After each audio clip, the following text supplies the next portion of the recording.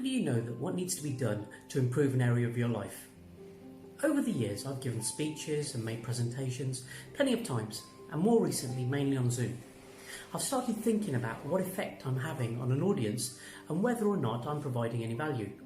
Yes, I see attentive eyes on me, I see engagement, laughs at the right moments, and varying questions throughout.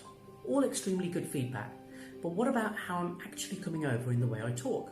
So now, I purposefully elicit feedback by asking people afterwards with the intention of bettering myself to provide better value next time.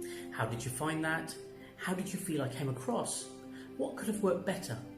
What do you think I could try differently next time, etc. But what I've also learned is that for a lot of people, it's very challenging to ask for feedback to better themselves. Many times in my career, I've used the Deming Cycle, a 4-step iterative method used in business for the continuous improvement of products and processes. Plan, do, check, act. The checkpoint requires looking at actual results against what was expected, essentially feedback. So if you take this principle to your own personal development, where you plan an action and you carry it out, what are then the feedback mechanisms to understand if you are achieving what you had expected?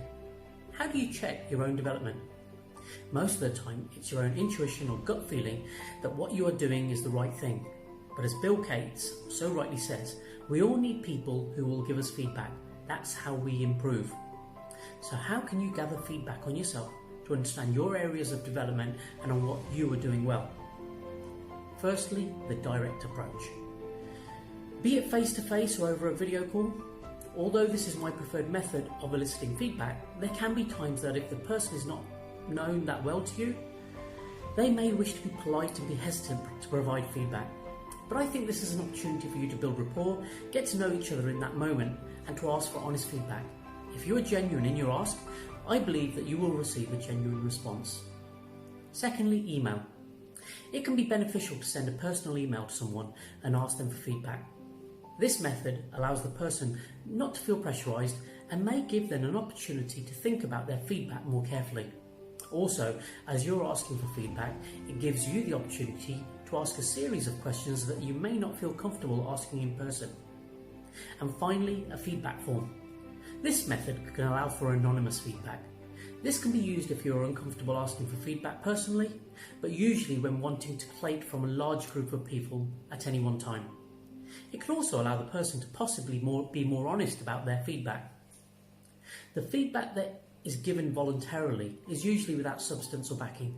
That was great or that was awful. So whichever option you do pick, make sure that 1, you ask for honest feedback. You want them to be helpful, not nice.